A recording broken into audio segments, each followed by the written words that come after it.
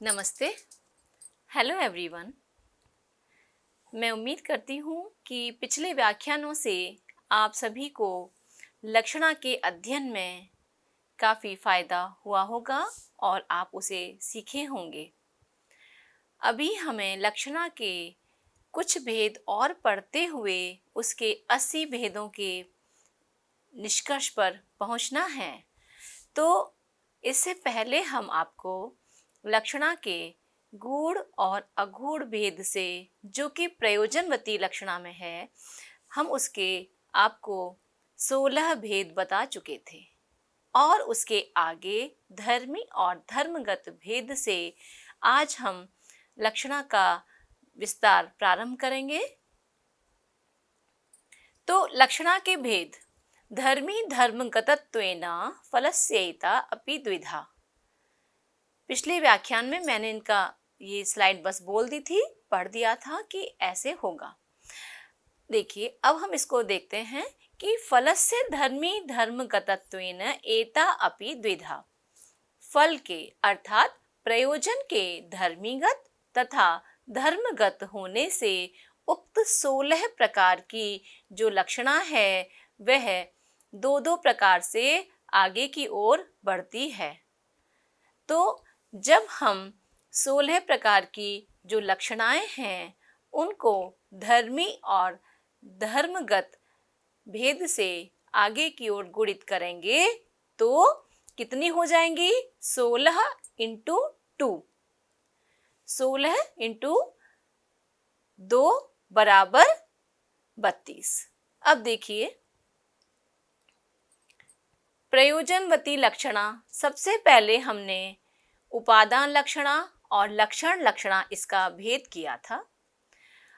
तो हम चूंकि हमें 16 और 16 32 भेद अब दिखाने हैं, तो एक ही पीपीटी पर ये 32 भेद चूंकि आ नहीं रहे थे, है ना, इसीलिए आपको मैंने देखिए यहीं पर जो सबसे पहले हमने उपादान लक्षणा और लक्षण लक्षणा का भेद किया था उसी से मैंने इसको बांटा है। तो सबसे पहले प्रयोजनवती लक्षणा के उपादान लक्षणा के हम क्या करेंगे? जो 16 भेद हैं उनको देखेंगे और फिर पुनः प्रयोजनवती लक्षणा के लक्षण लक्षणा भेद के 16 भेदों को हम देखेंगे। तो देखिए जो धर्मीगत है ना, वह है गूढ़ व्यंग से कैसी हो रही है? गूढ़ व्यंगा धर्मीगत, है ना। तो धर्मीगत गूढ़ व्यंगा शुद्धा सारोपा उपादान प्रयोजनवती लक्षणा। इसी को हम ऊपर से पढ़ते हुए लाएंगे। पहले पहले पॉइंट पर लाना है। देखिए प्रयोजनवती लक्षणा के सबसे पहले उपादान लक्षणा हमने यहाँ भेद किया, इस स्लाइड में देख रहे हैं हम। फिर सारोपा और साध्यवसाना किया। सारोपा के शुद्धा और गौड़ी, साध्यवसाना के शुद्धा और गौड़ी। फिर शुद्धा के गूढ़ व्यंगा और अगूढ़ व्यंगा, ऐसे ही गौड़ी के गूढ़ व्यंग और अगूढ़ व्यंग करे। साध्यवसाना के अंतर्गत जो शुद्धा और गौड़ी थी उनके भी गूढ़ व्यंग और अगूढ़ व्यंग करे, और गौड़ी के गूढ़ और अगूढ़ व्यंग करने पर ये हमारे 8 हो गए थे। अब हमने धर्मीगत और धर्मगत जब इस भेदों को आगे बढ़ाना प्रारंभ किया तो ये हमारे 16 भेद हो जाते हैं। ठीक है।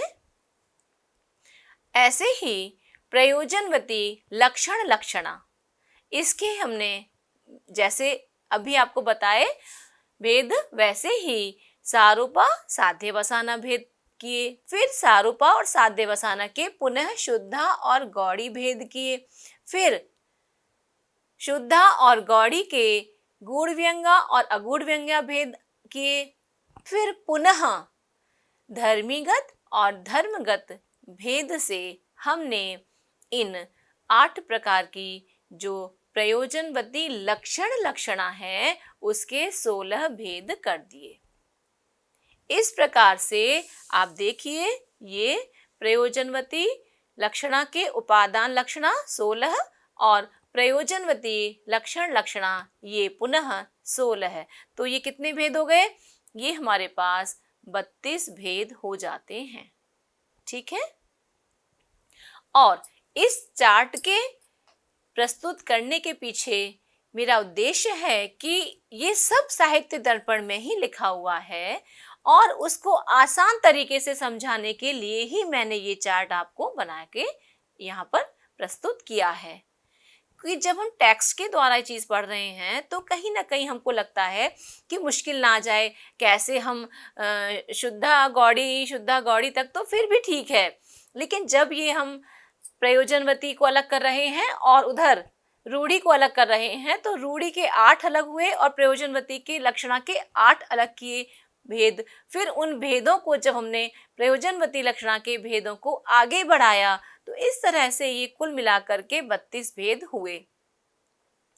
तो जब हम चार्ट के थ्रू इसको पढ़ रहे हैं, देख रहे हैं, तो आपको इसको पढ़ने में काफ़ी आसानी होगी।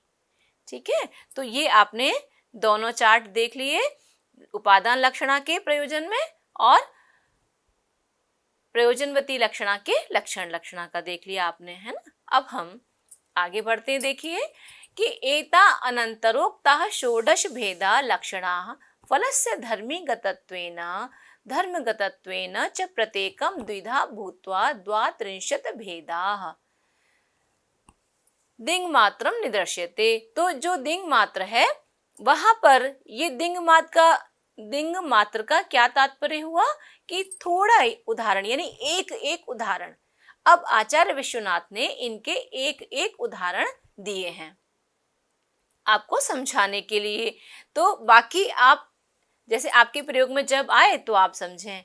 तो प्रयोजनवती लक्षणा के जो प्रयोजन रूप व्यंग के गुण और अगुण होने से 16 भेद, प्रयोजन के धर्मीगत और धर्मगत होने पर प्रत्येक के दो दो भेद होकर के 32 भेद हो जाते हैं और दिंगमात्र उदाहरण प्रस्तुत करते हैं। ठीक है, अब देखिए धर्मीगत लक्षणा का उदाहरण। तो यहाँ पे धर्मी और धर्म के बारे में मैं आपको बता दूं कि धर्मी क्या है।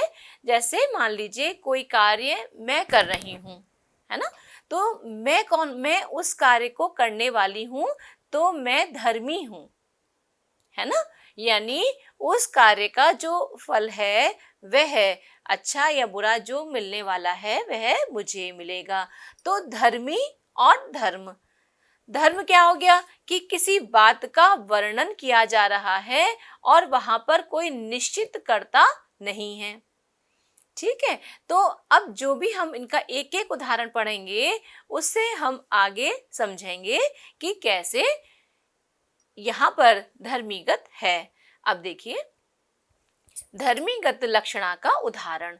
स्निग्ध श्यामल कांति लिप्त वियतो वेलद वलाका घना वाताशीकरिणः पयोद सुहृदाम आनंद के कह कलाः कामं संतु दृढ़ं कठोर हृदयो रामो अस्मि सर्वं सहे वैदेही तु कथम भविष्यति हा देवी धीरा भव। देखिए इसका अन्वय देखते हैं एक बार। स्निग्ध श्यामल कांति लिप्त वियतो वेलद बलाका घना शीकरिणः वाता प्रयोद सुहृदाम आनंद के कह कला कामम संतु दृढ़ं कठोर हृदयो रामो अस्मि सर्वं सहे वैदेही तु कथम भविष्यति हा देवी धीरा भव। अब यहाँ पर इसको पढ़ने से ही पता चल रहा है कि यह राम सीता से जब अलग हैं तो वह किस तरह से अपनी बात को कह रहे हैं। तो इसका अनुवाद हम देखते हैं। स्निग्ध तथा श्यामल कांति से आकाश को व्याप्त करने वाले और बलाका जिनके पास विहार कर रही हैं, ऐसे सघन मेघ भले ही उमड़े, छोटे छोटे जलकणों से युक्त हवाएं भले ही बहें, मेघों के मित्र मयूरों की आनंद युक्त कूकें भी चाहे जितनी सुनाई देवें, मैं तो अत्यंत कठोर हृदय वाला राम हूँ, सब कुछ सहन कर लूंगा, परंतु इस समय सीता कैसी होगी। हा देवी धैर्य धारण करना। तो ये इस पद्य का हिंदी अनुवाद है और इस पद्य में अत्यंत दुख सहिष्णु रूप धर्मी राम में लक्षणा के द्वारा बोध्य उनका ही अत्यंत दुख सहिष्णुत्व का अतिशय फल है। यानी उनके अंदर जो अत्यंत दुख सहन करने की जो क्षमता है उसके उत्कर्ष का ज्ञान कराना यहाँ व्यंजना के द्वारा उसका फल हमें दिखाई दे रहा है। इसका भाव ये है कि राम के वक्ता होने के कारण सहे इस क्रियापद के सन्निधान में राम यह पद कठोर हृदय इस विशेषण से विशिष्ट होकर अत्यंत दुख सहिष्णु राम इस लक्ष्यार्थ को लक्षित करता है। ठीक है। अब अत्र अत्यंत दुख सहिष्णु रूपे रामे धर्मिणी लक्ष्ये तस्यैवातिशयः फलम्। यहाँ पर वक्ता स्वयं राम है। एक एक बात और देखिए कि वक्ता स्वयं राम है और अस्मि पद के प्रयोग से अहम पद की प्रतीति से राम का बोध हो रहा है। परंतु यहाँ सामान्य दशरथ पुत्र राम रूप अर्थ का बाध होकर, जैसे एक सामान्य अवस्था में हम देखते कि भाई दशरथ के पुत्र राम है ना, कौशल्या के पुत्र राम, भरत के भाई राम या लक्ष्मण के भाई राम, सर सामान्य अर्थ नहीं। कौन सा? कि अत्यंत दुख को सहन करने वाले राम, इस अर्थ का लक्षणा से बोध होता है। समझ रहे हैं कि राम जो यहाँ पे पद दिया उसके साथ विशेषण कि दुख सहिष्णु रूप राम, तो दुख सहिष्णु अर्थात अपने जीवन में अत्यंत दुखों को सहन करने वाले। और कैसे दुख आए? एक साथ आकस्मिक आए उनके पास जो दुख आते, ऐसे नहीं कि बस जैसे थोड़े बीमार हुए तो बीमारी वाला दुख आया। आकस्मिक दुख किसे कहते हैं? कि जैसे राज तिलक हो रहा था, सारी तैयारियां पूरी हो चुकी थी, लेकिन तैयारियां होते होते यानी राजकुमार से राजा के पद पर अभिषिक्त होते होते उन्हें वन गमन का आदेश मिल गया। आकस्मिक दुख आया, भले ही वो इसको दुख नहीं मान रहे हैं, लेकिन जीवन में परिवर्तन तो हुआ। तो कैसे? ऐसे अत्यंत। इसके अलावा भी उन्हें देखिए कि जब सीता को रावण उठा के ले गए तो आकस्मिक है ना, तो ये जो इस टाइप के दुख रहे किसके पास? राम के पास। तो कैसे रहे? कि दुख सहिष्णु रूप राम, इस अर्थ का बोध हमको लक्षणा के द्वारा हो रहा है। अब यहाँ पर देखिए राम कौन है? धर्मी है। राम धर्मी है और लक्षणा के प्रयोजन का अतिशय यहाँ पर राम में ही है। तो यह लक्षणा का धर्मीगत भेद हुआ। चूंकि आचार्य विश्वनाथ ने एक एक उदाहरण दिया है, दिंग मात का लक्षण है कि वे थोड़ा थोड़ा एक एक, ठीक है। तो दिंग मात्र उदाहरण के अंतर्गत एक भेद धर्मीगत का आ रहा और अब एक भेद धर्मगत का बताएंगे। देखिए अगला, धर्मगत लक्षणा का उदाहरण गंगायाम घोषः इति अत्र तटे शीतत्व पावनत्व रूप धर्मस्य अतिशयः फलम्। गंगायाम घोषः, इसके ऊपर हम विशेष चर्चा पहले भी कर चुके हैं। तो इस उदाहरण को किसके अंतर्गत माना है? आचार्य विश्वनाथ ने धर्मगत लक्षणा के अंतर्गत। तो गंगायाम घोषः में तट में शीतत्व पावनत्व रूप धर्म के अतिशय का बोध कराना। ये क्या हुआ? वह धर्मी का था उदाहरण और ये उदाहरण धर्म। तो गंगायाम घोष है तो तट के अंदर क्या कि शीतत्व और पावनत्व की अतिशयता का बोध कराना। और ये तट जो है वह गंगायाम घोष है। तो चूंकि गंगा में घर नहीं है, गंगा के तट पर घर होना संभव है और उसमें शीतत्व ठंडा और पावनत्व पवित्रता ये धर्म हैं। इन धर्मों का बोध कराना और केवल साधारण रूप से नहीं, उन धर्मों का अतिशय बोध कराना ही यहाँ प्रयोजन लक्षणा है। तो इस प्रकार से यह लक्षणा का धर्मगत भेद हुआ। अब हम इसके आगे चलते हैं। तदेवं लक्षणा भेदा चत्वारिंशत् मता बुधहि। तदेवं बुधहि लक्षणा भेदाः चत्वारिंशत् मताः। क्या कह रहे हैं कि इस प्रकार विद्वानों के द्वारा लक्षणा के 40 भेद माने गए हैं।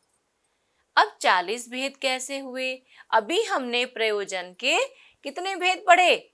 32 भेद पढ़े। ठीक है, तो 32 भेद आपको मैंने 2 स्लाइड के थ्रू दिखाए। अब देखिए 40 कैसे हो रहे हैं। तो रूढ़ी के 8 रूढ़ावष्टौ फले द्वात्रिंशत् इति चत्वारिंशत् लक्षणा भेदाः। तो रूढ़ी के 8 तथा प्रयोजनवती लक्षणा के 32 भेद होते हैं, इसीलिए अब तक लक्षणा के 40 भेद हो गए। क्लियर? अब इसके लिए मैंने पुनः रूढ़ी लक्षणा के 8 भेद देख लीजिए आप। ये चूंकि इससे पहले वाले व्याख्यान में बताए थे, इसलिए यहाँ एक जगह हमने इनको लिखा है। तो रूढ़ी लक्षणा के 8 भेद आपके सामने ये प्रस्तुत हैं। और इन रूढ़ी के 8 भेदों में हमें क्या करना है? प्रयोजनवती लक्षणा के 32 भेदों को प्लस करना है, जोड़ना है। ठीक है, तो प्रयोजन के 16 + 16 32। देखिए यहाँ पर 16 + 16 जो लिखे गए हैं वो सिर्फ इसलिए कि ये चार्ट में उपादान लक्षणा और लक्षण लक्षणा के भेदों को ऐसे अलग से दिखा दिया गया है ना। लेकिन ये प्रयोजन के 32 भेद हो गए। तो देखिए रूढ़ी के 8 और प्रयोजनवती लक्षणा के 16 + 16, ये जो भेद हमारे हो रहे हैं, तो कितने हो गए? 8 और 32 40। यहीं पर कभी कभी विद्यार्थियों को थोड़ा कंफ्यूजन हो जाता है कि ये 8 कहाँ से आ गए, कौन से? रूढ़ी के। जबकि आपको ध्यान होगा कि जब भेद पढ़ने, गूढ़ और अगूढ़ के भेद पढ़ने का आरंभ किया था, तभी रूढ़ी के 8 अलग कर दिए गए थे और प्रयोजन के 8 अलग कर दिए गए थे। तो वहीं से प्रयोजनवती लक्षणा के गूढ़ और अगूढ़ भेद से 16 हुए थे और वही 16 भेद धर्मी और धर्मगत भेद से 32 हो गए। इसी प्रकार हमने रूढ़ी लक्षणा के 8 और 32 प्रयोजनवती लक्षणा के भेदों को जब मिलाया तो ये 40 प्रकार की लक्षणाएं हो गईं। आगे देखिए कि पद वाक्य गतत्वेन प्रत्येकम तापि द्विधा। पद वाक्य गतत्वेन ताः अपि प्रत्येकम द्विधा। अब ये 40 प्रकार की लक्षणाएं कैसे?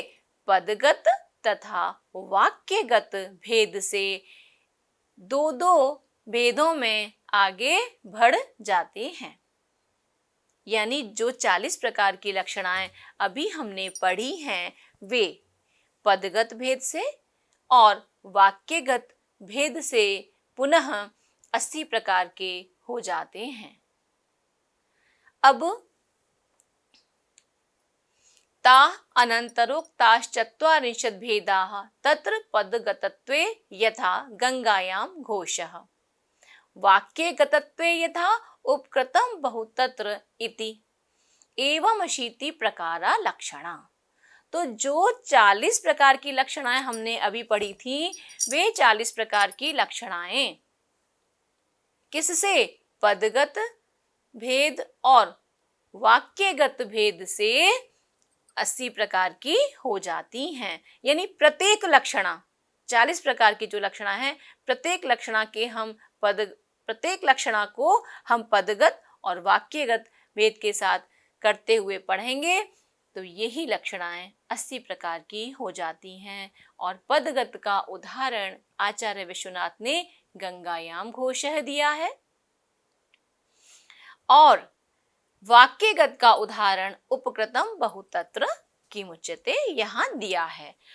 ऐसा नहीं है कि यही वाक्यगत का उपकृतम बहुतत्र, इससे पहले भी जो स्निग्ध श्यामल वाला जो श्लोक अभी बोला वह भी वाक्यगत का ही है ना। तो ये आपको यहाँ समझना होगा कि पदगत लक्षणा कैसे और वाक्यगत लक्षणा कैसे। तो सबसे पहले हमने कुछ और उदाहरण पढ़े थे ना, जैसे कलिंगः साहसिकः, ये कैसे हो गए, पदगत में हो गए, है ना। और जो उपकृतम बहुतत्र, ये पूरा वाक्य यानी ये पूरे वाक्य बन रहे हैं, श्लोक हैं, और ये हमारे वाक्यगत लक्षणा के अंतर्गत आएंगे। एवं 80 प्रकारा लक्षणा, इस प्रकार 80 प्रकारा सभी मिलकर के, यानी जितने भी भेद हमने पढ़े वे सभी भेद मिलकर के 80 प्रकार की लक्षणा होती है।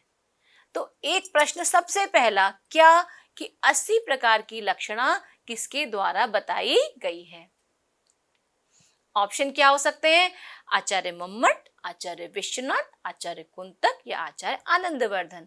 आप किस तरह से इसका जवाब देंगे, 1 सेकंड लगेगी आपको इसका आंसर देने में। आप लिखेंगे आचार्य विश्वनाथ, आप एक बार में टिक कर देंगे, ठीक है।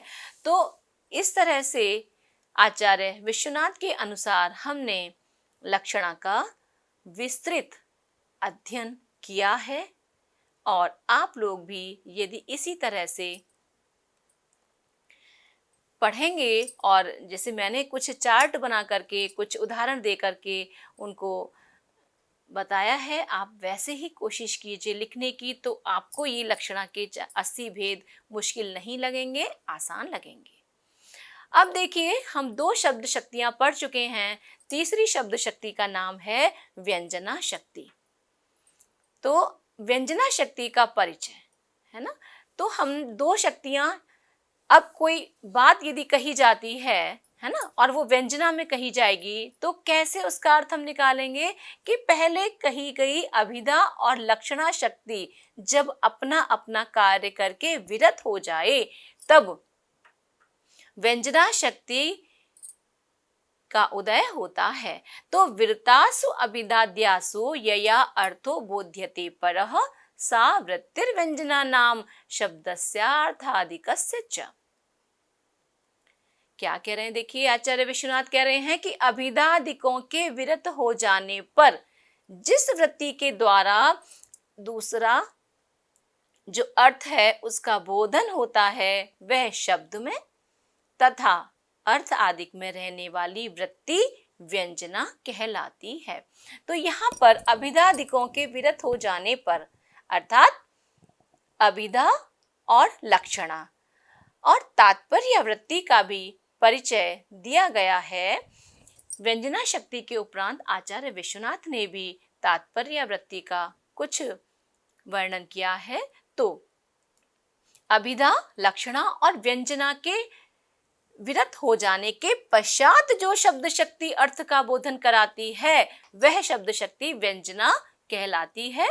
और वह यदि शब्द में रहे तो शाब्दी व्यंजना होती है, जब वह अर्थ में रहे तो आर्थी व्यंजना कहलाती है। ये सिर्फ मैंने अभी व्यंजना शक्ति का परिचय दिया है। व्यंजना शक्ति का भी जो विस्तार है वह बहुत है। तो व्यंजना शक्ति का विस्तार से अध्ययन कराने के लिए मैं दिल्ली यूनिवर्सिटी से संबंधित प्रोफेसर वेद प्रकाश डिंडोरिया जी का स्वागत करती हूँ, जो कि वहाँ संस्कृत विभाग में हैं और उनकी लगभग 16 किताबें अभी तक प्रकाश में आ चुकी हैं। काव्य शास्त्र मर्मज्ञ हैं। तो ऐसे काव्य शास्त्री प्रोफेसर वेद प्रकाश इंडोरिया जी से आप व्यंजना का विस्तृत अध्ययन करेंगे तो आपको लाभ प्राप्त होगा। इसीलिए अगला जो हमारा व्याख्यान होगा वह प्रोफेसर वेद प्रकाश डिंडोरिया जी का ही होगा और वह आपको जो व्यंजना है उस शब्द शक्ति का पूरा विस्तार से पढ़ाएंगे। धन्यवाद।